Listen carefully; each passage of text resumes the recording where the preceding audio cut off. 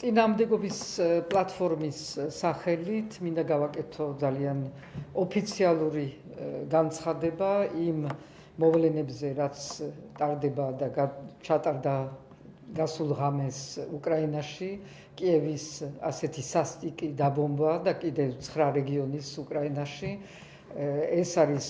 კიდევ ერთი გამოვლინება რუსული სასტიკი პოლიტიკის, რაც არის სრულიად მიუღებელი, როგორც არის სრულიად მიუღებელი, რომ კითხვის ქვეშ დადგეს უკრაინის სუვერენობა ყველა თავის რეგიონზე და ამას ჩვენ კიდევ ერთხელ ვაცხადებთ ძალიან ფორმალურად და ოფიციალურად, რომ ჩვენ ვართ სრულიად სოლიდარნი იმ უკრაინის პოზიციების დღევანდელ დღეს, როგორც გუშინ და როგორც ხვალ და ჩვენ მხარს ვუჭერთ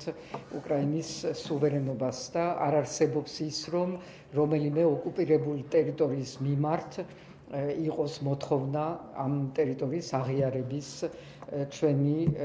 მეგობარი უკრაინელების მიერ. მათ სრული სოლიდარობა ჩვენგან.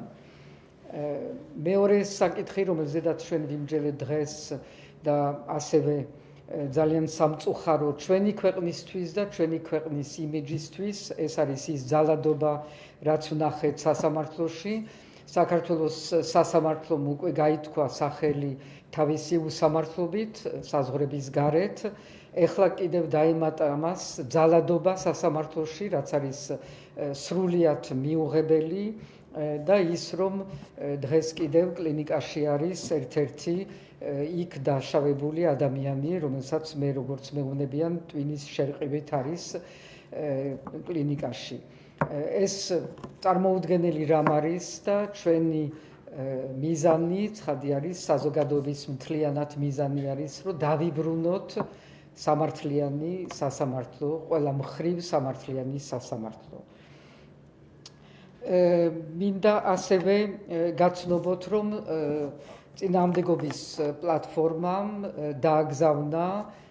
წერილი ყველა ჩვენ უცხოეთში მყოფ კონტაქტებთან სხვადასხვა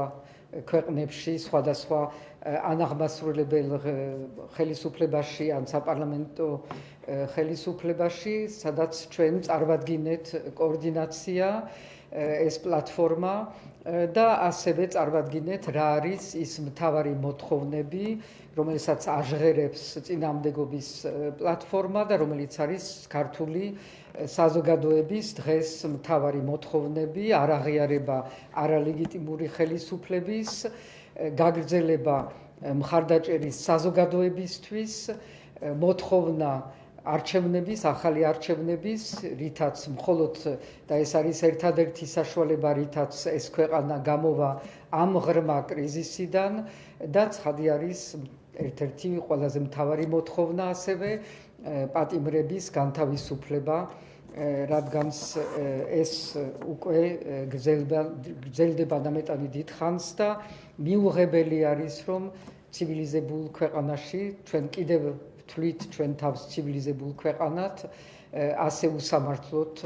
იჯდნენ ციხეში ახალგაზრდები თუ არა ახალგაზრდები. მინდა კიდევ ერთხელ ხაზი გაუსვა იმას, რომ მზია ამაღლობელის საკითხიც ასევე დგას წინა პლანზე, როგორც ჟურნალისტი,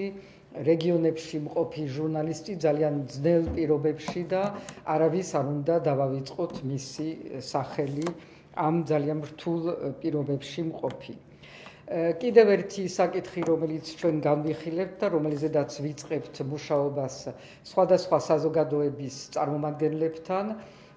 ეს არის 26 მაისის მოსამზადებელ კომიტეტის შექმნაზე, რომ ჩვენ დავგეგმოთ ჩვენი საზოგადოების მთლიანად და არა მხოლოდ ჩვენი პლატფორმის საზოგადოების 26 მაისი, მე თუ ეს არის ჩვენი ერთობლივი ყველასი ამ ქვეყნის დამოუკიდებლობის ზეიმი, იმ დროს, როცა ეს დამოუკიდებლობა არის საფრთხის ქვეშ, ამ არალეგიტიმურ ხელისუფლების გამო, მართველი გუნდის გამო, ჩვენ უნდა დავიცვათ დამოუკიდებლობა, დავიცვათ იქ, სადაც ყოველთვის ვზეიმობთ